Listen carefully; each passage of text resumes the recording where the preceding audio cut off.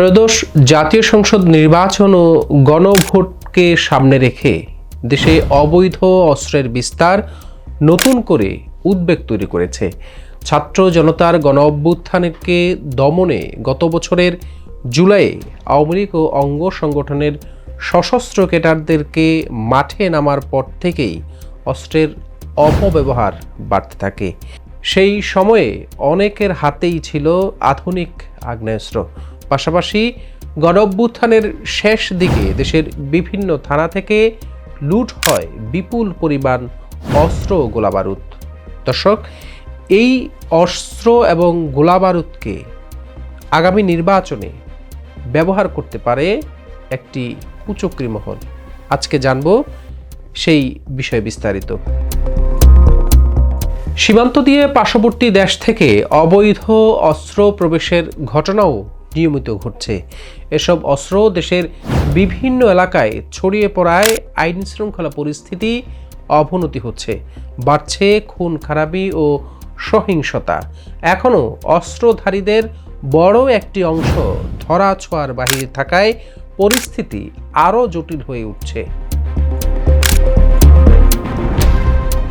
এর মধ্যেই জাতীয় নির্বাচন ঘিরে অবৈধ অস্ত্র ব্যবহারের আশঙ্কা বেড়েছে। নির্বাচন যত ঘনিয়ে আসছে ততই বাড়ছে ঝুঁকি। এতে জনমনে উদ্বেগ ও উৎকণ্ঠা ছড়িয়ে পড়ছে। অন্তর্বর্তীকালীন সরকার অবৈধ অস্ত্র উদ্ধার তৎপরতা চালালেও পরিস্থিতি প্রত্যাশিত উন্নতি এখনও দৃশ্যমান নয়। নিয়মিত অস্ত্র উদ্ধারের খবর এলেও সার্বিক নিরাপত্তা নিয়ে প্রশ্ন থেকেই যাচ্ছে। অপরাধ বিশ্লেষকদের মতে দ্রুত সময়ের মধ্যে অবৈধ অস্ত্রের লাগাম টানতে না পারলে নির্বাচনী পরিবেশ মারাত্মক ঝুঁকির মুখে পড়বে। তারা বলছেন, এবারের নির্বাচনে সরকারকে একদিকে আওয়ামী লীগের সম্ভাব্য সহিংস তৎপরতা, অন্যদিকে বিদ্যমান রাজনৈতিক দলগুলোর অভ্যন্তরীণ সংঘাত, এই দুই ধরনের চ্যালেঞ্জ মোকাবেলা করতে হবে। বিশেষজ্ঞদের আশঙ্কা, আওয়ামী লীগ নির্বাচন বানচাল করতে আগে থেকে মজুদ থাকা আগ্নেয়াস্ত্র ব্যবহার করতে পারে। পাশাপাশি রাজনৈতিক প্রতিপক্ষের সংঘর্ষে দেশীয় অস্ত্রের সাথে আগ্নেয়াস্ত্র ব্যবহারের ঝুঁকি রয়েছে। পরিস্থিতি নিয়ন্ত্রণে ব্যর্থ হলে হতাহতের সংখ্যা বাড়তে পারে। আইন শৃঙ্খলা বাহিনীর তথ্য অনুযায়ী গণ অভ্যুত্থান পরবর্তী সময়ে থানা থেকে লুট হওয়া 641টি অস্ত্র এখন উদ্ধার করা সম্ভব হয়নি। এসব অস্ত্র বর্তমানে সন্ত্রাসী কর্মকাণ্ডে ব্যবহৃত হচ্ছে বলে মনে করছেন সংশ্লিষ্টরা। রাজধানী সহ সারা দেশে অবৈধ অস্ত্রের প্রকৃত সংখ্যা সম্পর্কে পুলিশের কাছেও নির্ভরযোগ্য পরিসংখ্যান নেই। সীমান্তবর্তী এলাকায় নিয়মিত অস্ত্র উদ্ধারের ঘটনা প্রমাণ করছে যে দেশে অবৈধ অস্ত্রের প্রবাহ এখনও পুরোপুরি নিয়ন্ত্রণে আসেনি, ফলে নিরাপত্তা ঝুঁকি আরও বাড়ছে। আইন ও সালিশ কেন্দ্রের তথ্য অনুযায়ী 2024 সালে দেশে 649টি রাজনৈতিক সহিংসতায় নিহত হয়েছে 100 জন, আর 2025 সালের জানুয়ারি থেকে ডিসেম্বর পর্যন্ত 401টি রাজনৈতিক সহিংসতায় প্রাণ গেছে 102 জনের। ত্রয়োদশ জাতীয় সংসদ নির্বাচনের তফসিল ঘোষণার পরদিন 12 ডিসেম্বর রাজধানীতে ইনকলাব মঞ্চের মুখপাত্র ও ঢাকা 8 আসনের সংসদ সদস্য প্রার্থী শরীফ ওসমান হাদী গুলিবিদ্ধ হন। পরে 18 ডিসেম্বর চিকিৎসাধীন অবস্থায় তার মৃত্যু হয়। এর আগের দিন পুরান ঢাকার শ্যামবাজারে মশলা ব্যবসায়ী আব্দুর রহমান ভূঁইয়াকে গুলি করে হত্যা করা হয়। নতুন বছরের শুরুতেই 3 জানুয়ারি যশোরে বিএনপি নেতা আলমগীর হোসেনকে মাথায় গুলি করে হত্যা করা হয়। দুদিন পর মনিরামপুরের ব্যবসায়ী রানা প্রতাপ বৈরাগীকেও একইভাবে গুলি করে হত্যা করা হয়। একই দিন চট্টগ্রামের রাউজানে যুবদলের এক সাবেক নেতাকে গুলি করে হত্যা করা হয়। এসব ঘটনায় জনমনে নতুন করে আতঙ্ক ছড়িয়ে পড়ছে।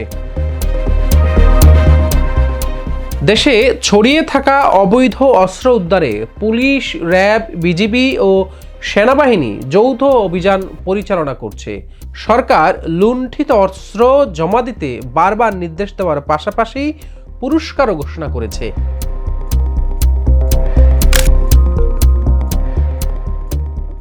র্যাবের তথ্য অনুযায়ী গত ৩ মাসে দেশের বিভিন্ন স্থান থেকে ১৮৮টি দেশীয় ও বিদেশি অস্ত্র উদ্ধার করা হয়েছে।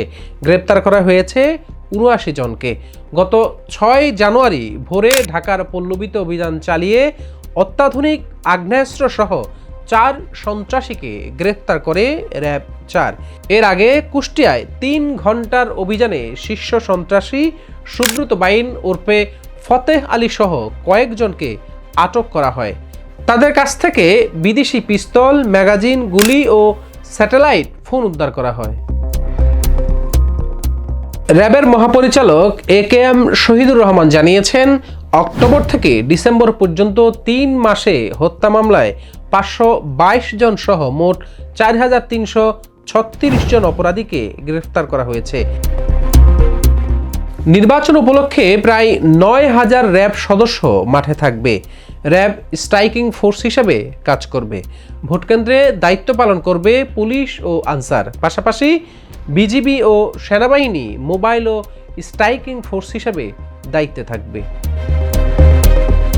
ঢাকা বিশ্ববিদ্যালয়ের সমাজকল্যাণ ও গবেষণা ইনস্টিটিউটের সহযোগী অধ্যাপক ও অপরাধ বিশেষজ্ঞ ডক্টর তৌহিদুল হক বলেন, প্রার্থীদের ওপর গুলির ঘটনাগুলো নির্বাচনী পরিবেশকে আতঙ্কিত করছে। এতে ভোটারদের অংশগ্রহণ ও প্রচারণার নেতিবাচক প্রভাব পড়তে পারে। তার মতে, রাজনৈতিক পরিচয় নির্বিশেষে দৃষ্টান্তমূলক শাস্তি নিশ্চিত না করলে অপরাধীরা আরও বেপরোয়া হয়ে উঠবে। পুলিশের সাবেক মহাপরিদর্শক মোহাম্মদ নুরুল হুদা বলেন, অবৈধ অস্ত্র উদ্ধারে জনসাধারণের সহযোগিতা অত্যন্ত গুরুত্বপূর্ণ। অতীতেও কঠিন পরিস্থিতি মোকাবেলা করা হয়েছে।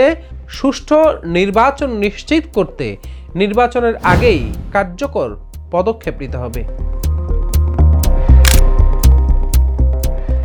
স্বরাষ্ট্র উপদেষ্টা জাহাঙ্গীর আলম চৌধুরী জানিয়েছেন, নির্বাচনকে টার্গেট করে সীমান্ত দিয়ে অবৈধ অস্ত্র প্রবেশ করছে। প্রতিদিন ২-১টি অস্ত্র উদ্ধার করা হচ্ছে এবং কোনো ধরনের ছাড় দেওয়া হচ্ছে না। তিনি বলেন, জাতীয় নির্বাচনকে ঘিরে সব ধরনের নিরাপত্তা প্রস্তুতি নেওয়া হয়েছে। প্রায় ৩৫,০০০ বিজিবি সদস্য নির্বাচনী দায়িত্বে নিয়োজিত থাকবে। নির্বাচনে এখনও বড় ধরনের কোনো আশঙ্কা নেই। দর্শক, আগামী নির্বাচন সুষ্ঠু করতে এই অবৈধ অস্ত্র উদ্ধার একটি বড় চ্যালেঞ্জ এই সরকারের জন্য। আমরা আশা করছি সকল ঝামেলা মুক্ত একটি সফল নির্বাচন হবে। এতক্ষণ আমাদের সাথে থাকার জন্য আপনাদেরকে ধন্যবাদ জানাচ্ছি। আগামীতে অন্য কোনো বিশ্লেষণ নিয়ে আবারও হাজির হব। সেই পর্যন্ত ভালো থাকবেন। আল্লাহ হাফেজ।